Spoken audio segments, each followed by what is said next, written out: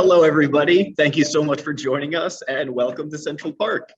First things first, we are just starting a few minutes late because of that little technology hiccup that we had with registration. So it looks like we have pretty much everybody coming into the room. I see there's a few people joining us right now. Don't worry, those just getting here, you didn't miss anything. Might just go a few minutes over our time, a little bit over a 15-minute time frame. But other than that, we'll still have a wonderful weekly walk. Thank you again for joining us. My name is Ryan. I do just have some quick announcements real quick before we begin. We'll remind you at the end of the walk as well, but just so everybody knows, next week we actually are taking a break on 9/15 from the weekly walk, so our team can do a little bit of professional development. So once again, next Wednesday, 9/15, September 15th, there will not be a weekly walk, but we will be back 2 weeks from today to continue the weekly walk series, and we won't be going anywhere. With that being said, again, I'll remind everybody at the end of the walk, but let's jump into our current weekly walk today of the Northwoods, the largest woodland in Central Park, one that you're probably familiar with. We've come here a couple times, but you can never get enough of the woodlands like the Northwoods. We'll hopefully see some things that we maybe haven't seen earlier on in our past walks, as well as some things that we probably have seen before, but are always fun to see again. We're going to be together for, again, about 15 minutes today, and all the photos you're going to see were taken by myself this past week here in Central Park. All right, so as we jump into our exploration of the Northwoods, our first things first, you're probably familiar with us here at the Central Park Conservancy, who help to care for the woodlands, the water bodies, the statues, monuments, and pretty much everything here in Central Park. Our mission at the Central Park Conservancy is to preserve and celebrate Central Park as a sanctuary from the pace and pressures of city life, enhancing the enjoyment and well-being of all. We're using Zoom, of course, so please use the chat feature if you want to say hello, share a favorite memory, or make a suggestion. You'll see what I mean by that when I launch a poll a little bit. Next thing, if you do have a question, please use the Q&A feature, and my colleague Jose will be on the back end answering questions you might have. Last thing you'll see pop up are some visitor polls I'll launch throughout the walk. As we go, you can vote in those, and once everybody's voted, I'll share the results. So without any further ado, we're going to start making our way into Central Park and start visiting the largest woodland, the Northwoods, located between about 100th Street and 110th Street, really situated on the west side of Central Park. Here's the route we'll be taking as we start our walk at Frederick Douglass Circle at about 110th Street and 8th Avenue. As we start over here, we are going to jump right into the park. Where we're starting is a really amazing area, Frederick Douglass Circle, although I'm not going to spend really any time talking about it because Juan, our colleague, my colleague Juan rather, took us on a Gateway to Harlem weekly walk not too long ago. And if you would like to learn a lot more about the Frederick Douglass Plaza, you can actually watch that weekly walk on our YouTube channel and learn a lot about it. But for now, we'll cross the street and make our way into the park at 110th and 8th Avenue, or Cathedral Parkway. As we do enter in the park, we can notice something that's pretty noticeable and apparent when you start to enter the park. And that's a wall that blocks off the surrounding streets like the busy 8th Avenue and Central Park North, blocks us off from the sights of all the buses, taxis, and cars, as well as the buildings. This wall is going to not only block off sights and sounds, but it's also going to help us really sink down into the park, creating a more immersive feeling as we walk through. Another thing we'll typically see located around the outskirts or perimeters of the park are going to be playgrounds. Playgrounds, there's about 21 throughout the park, and they're purposely placed around the perimeter or outsides of the park because you can imagine traveling with kids is pretty hard by itself. But if you travel a long distance to get to the park, the last thing you want to do is have to travel a lot farther into the park to get to a playground. So you'll find them nicely situated along the outskirts of the park, like this West 110th Street playground that we can see as we pass through. And it's always really nice to hear children playing in the park. Again, covering up the sounds of buses, taxis, and really reminders of the big urban city around us. As we do walk through, though, we have plenty of little things to see. And we're going to, as we come down to the park, making our way a little towards the east, we can start crossing the street and entering the Northwoods on a relatively lesser entered area. As we do cross the street, we'll see the nice lush green of the Northwoods starting to come out and really adding a little bit of mystery and luring us in. As we do start to travel in, I will launch a little poll. This one actually has 2 questions, and it's a simple one. Have you visited Central Park this year? And if you have you had a chance to visit the Northwoods? The Northwoods, no matter the season, it's really great. And I love this walkway up where it kind of just gives us a lot of mystery and illusion. As we do walk up the steps bearing to the right, we'll immediately see signs of a woodland in a natural area, like dead fallen trees. This tree fell quite a while back in one of the past superstorms from about 3 to 5 years ago. It did block the path. However, we were able to cut out the section that was blocking the path and leave the remainder of the tree. We do this whenever possible because dead trees are extremely important to wildlife and ecosystems like woodlands. They are basically microcosms of life. As these pieces of wood break down, they'll support countless amounts of different plants and flora, like a few different types of lichens that we can see here. Lichens being really half plant and half algae, and sort of like a type of fungus. We also see various types of insects finding homes in these dead pieces of decaying wood. A couple spider egg sacs, it looks like, up here in the top left corner. A lot of really just interesting life here. And of course, as this breaks down, it's releasing nutrients and minerals to the surrounding woodlands and other plants that are growing. As we start making our way a little deeper into the Northwoods, we're coming up to one of the highest points we'll find. And as we make our way up along a couple more staircases under the nice shady tree cover, we can come up and see a lot of different green. I actually see a brighter green sticking out of the trees over here. And as we're coming up, we can really think about how beautiful and clean and cared for Central Park is. And the reason Central Park looks so clean and green is really because of about 3 different reasons. It's because of some of the people that help to support the Central Park Conservancy. 75% of Central Park's budget is privately raised through donation. Besides that, we also have a lot of help from, of course, the Central Park Conservancy team I'm a part of, our operations staff, which helps to constantly keep all the park looking so clean and beautiful. The third main vital piece to this puzzle to keep Central Park looking so clean and green are the volunteers. The Central Park Conservancy formed in 1980 because of a group of volunteers coming together that wanted to really transform a really rundown and deteriorated park. To this day, we still have a large volunteer force that is so vital in keeping the park looking the way it does. Even woodlands like this, which look really natural, take a lot of work to get to that point. And we couldn't do it without, again, the countless volunteers that we have that really add such an important part to the puzzle of Central Park. As we do walk up, we come up to a building you may have seen in past weekly walks, or may have heard of from maybe history lessons or exhibits you could have seen in museums. This is the blockhouse, specifically blockhouse number 1. It was a series of 4 blockhouses built around 1814 from east to west to be used as really high points or kind of view sight towers or lookout points during the War of 1812. This blockhouse, of course, during the time we're seeing it now, looks a little different because we can see people working hard, weeding out unnecessary weeds or non-native plants, and we can see some trash bags filled with those weedings here. I always like seeing these shots because they're so much more humbling than what we normally see. If you were to come up to the blockhouse, probably 9, even 10 out of 10 times, you would see this empty and you get a nice picturesque view. But rarely we can see why it looks so beautiful 10 out of 10 times. It's because of the people that are coming here early in the morning and really helping to make this area accessible and beautiful. While we're up here too, we also have the luck of seeing the blockhouse opened. This is something that is really rare to see. There's not too much inside the blockhouse, but while we have the opportunity, I'm going to take you inside of this blockhouse that was originally created back around 1814. As we do duck down and enter through the shallow blockhouse, we can come into this square, open roofed building. At one point, there was a wooden deck that would have a second level, and at one point would have a turret gun on there. There was actually never any war.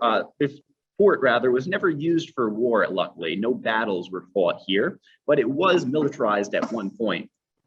Inside, we can see the Manhattan schist as well as red sandstone stone that was used to create the blockhouse.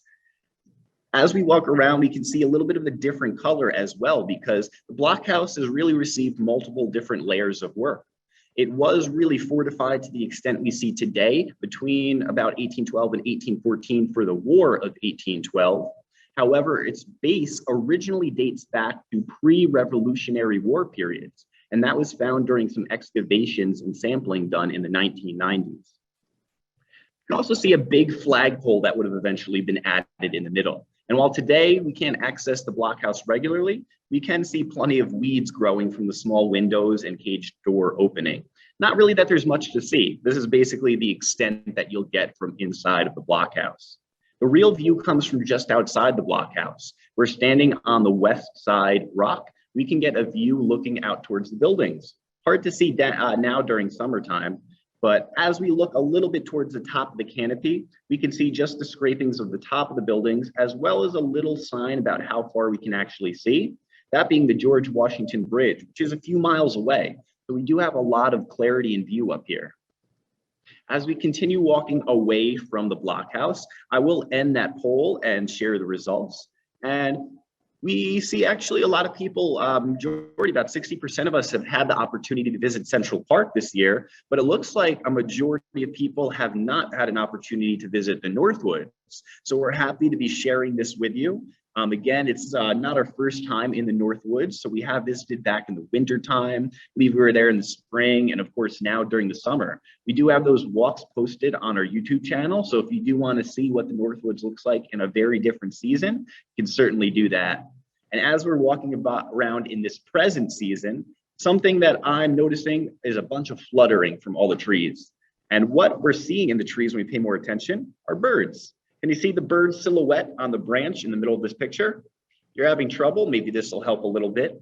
We can see a bird here, which is one of a series of migratory birds that'll stop through the park during the spring and the fall seasons. Right now, we're really coming into the peak of fall migration, and we can see roughly about 30 different types of warbler species entering the park.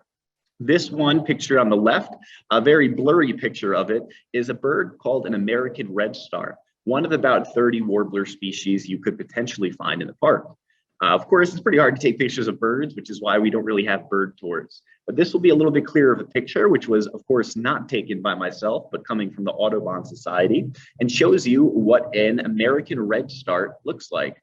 You can actually see that fan tail, which they love to do, or at least the males do, pictured here on the left as well as on the right.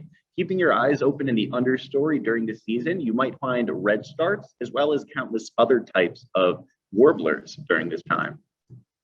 As we continue past letting that redstart grab some food, we'll make our way along some of the inner trails of the Northwoods, doing a little bit of off-roading as we come on some of the dirt trails rather than the asphalt paved paths.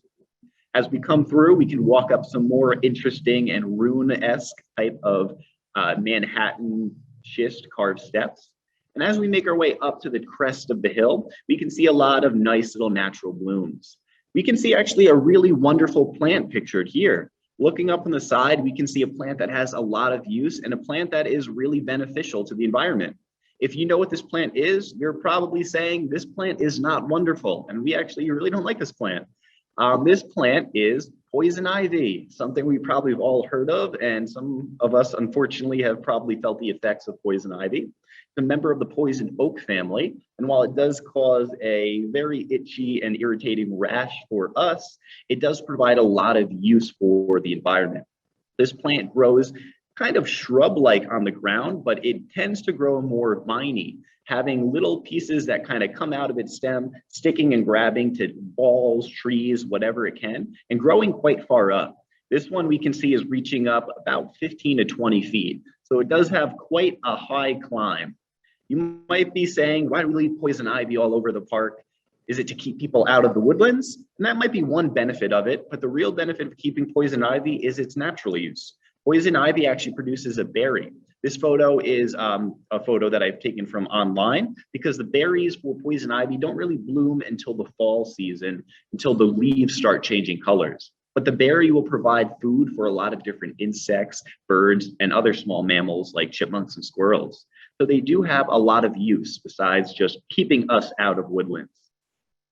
As we continue walking down the path, we'll walk along one of these more rustic trails, which has some obstacles in the way. And I love walking down these because it makes us feel like we're actually in the woods in the natural area. We have to walk over obstacles. It's a little bit more immersive in this woodland experience. As we make our way down the path, we come out to a rustic bridge, one of two we'll find here in in the Northwoods rather.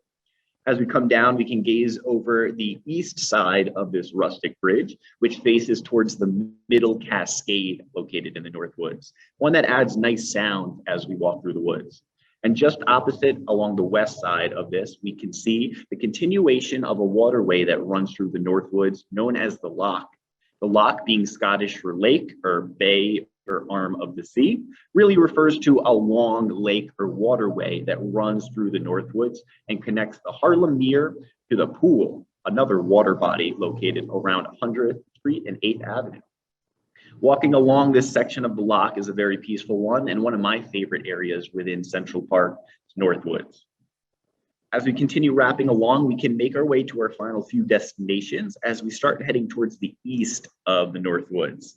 And as we continue walking down along, we'll make our way through some more trails, walking on wood chip paths that are nice and wide and paths that we have to ourselves as we have a very empty Central Park, surprisingly. Walking around, I love the contrast of different greens that we see in the woodlands. Of course, everybody loves color and flowers and blooms, which we still can see throughout here, but these contrasting greens are some of my favorite views to see. And as we come up the path, we can start to see some color peeking out just along the back end. And what we're going to start to see is a large wildflower meadow appear.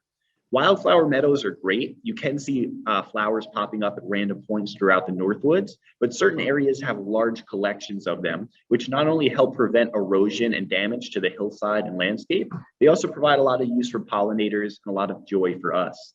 Depending the week you come over here, these tend to bloom really throughout the end or middle of summer. So August is a wonderful time into September to see blooms here. Depending the week, you might have different colors. Today, we're seeing a lot of yellow blooming all over. This looks like it's a type of goldenrod that hasn't fully bloomed just yet, but we're seeing various types of green and other yellow blends. We're seeing some, I believe this is just a traditional goldenrod that has fully bloomed out, adding some nice yellow color. We're seeing some cone head flowers, some other wild sunflowers are mixed in the bunch, adding some nice taller yellow growth. And beyond that, there's also some regular color in here. This is an obedient plant or a type of lion's heart, but it has a nice subtle kind of purplish lavender color, adding a nice complementing contrast to all the yellow and green we're seeing. As we do start to make our way towards the end of the meadow, we can also see really fruits growing here. Fruits of the pokeweed, which we see pictured here. The purple berries on the right being ripe berries that are a wonderful food source for countless types of insects, birds, and other mammals that come here to eat. As we walk past the meadow and make our way down back into the Northwoods, we can make our way to our final stop for the tour, coming back into this landscape known as the Ravine. The ravine just being a word that means small gorge or valley-like area. It's nestled in between two hillsides. On the southern side of it, we have that meadow helping to prevent erosion and also creating a beautiful, welcoming site. Where on the northern side, we're going to have that waterway, the Loch, as well as another big hill, which we came down in the beginning of our tour. As we make our way over towards the right, we'll visit a final little viewpoint for our tour today. And as we do come down this path, we're walking on one of the boardwalks here in the Northwoods. Really the only boardwalk, as we like to call it. This boardwalk helps to serve really as a wonderful little access point and a little viewpoint for wildlife. We're walking right over a really swampy area over here. So this helps us to get a little bit of a less obtrusive entrance into this area while still being able to admire this marshy wetland area. As we do come down the boardwalk, I do want to launch actually the last poll that I have for today, which is really a broad one. I want to know, what are your favorite things to learn about in Central Park? I like to talk a lot about ecology and nature, as you probably have realized. I also love different aspects of trees. I do like a lot of the history and statues and architecture. Really so many, I love talking about all these different subjects, but are there any ones that you particularly are fond of, things that you really, really like? This is a multiple choice question, so vote in whatever is interesting to you. If there is something that I didn't include, you can vote for other, and please, I encourage you to make a suggestion in the chat box. I'd like to look over those at the end and really take that into consideration. So when we continue these walks, I can try to talk about varying different topics, but really whatever people are most interested in. I'll let everybody vote in that as we make our way down the boardwalk. And as we come down the boardwalk, I think it's really important to remember how far Central Park has come. Really, Central Park entirely has transformed so much since the Conservancy's inception in 1980. The loch and the ravine and the Northwoods is no stranger to damage and no stranger to the restoration work we've done in the park. On the left, we can see a picture of what the loch and ravine landscape of the Northwoods looked like prior to restoration. We've done a few restorations here, but the one we can see pictured on the right, and the most notable one, was completed in 2017. And what we did here was, of course, transform that really eroded, downtrodden picture of the ravine and Northwoods and loch on the left to really a beautiful landscape that we have today. This restoration involves so much from really dredging the lake and water, or dredging the loch and waterway, removing silt, sediment, debris, and pollution. We had to create and reestablish a natural shoreline, provide series of irrigation, do better infrastructure repairs to pathways and entrance and access points, create some of these viewpoints in areas that were lost over time, as well as, of course, just revitalize this landscape to become a more healthy, functioning environment and ecosystem. And after this work, we certainly see that being the case. Many a times it takes landscapes like meadows and woodlands and water bodies and areas roughly 3 to 5 seasons to start fully coming back and really create a more sustainable type of ecosystem. Coming up on about 4 years of this restoration work being passed, we are certainly in the midst of a really beautiful, naturally sustainable landscape. And of course, we do plenty of work to help it really look natural and to help it function as a natural landscape, even though most of us know it is anything but, being a very human created landscape, Central Park. From this view, we can certainly enjoy the beauty that we have today, and as always, appreciate and preserve this for many generations to come. I encourage you, if you get the opportunity, to visit the Northwoods or any of the woodlands in Central Park and experience the beauty of this season. But no matter when you visit or how you visit, I'm sure you can enjoy the beautiful sights. As I mentioned, plenty of other walks are available if you'd like to see the Northwoods or even the Blockhouse or other landscapes during different seasons. We do hope you keep coming back and joining us for more programs. I am, again, really sorry about that whole technological issue we had in the beginning, but thank you so much for your patience and understanding.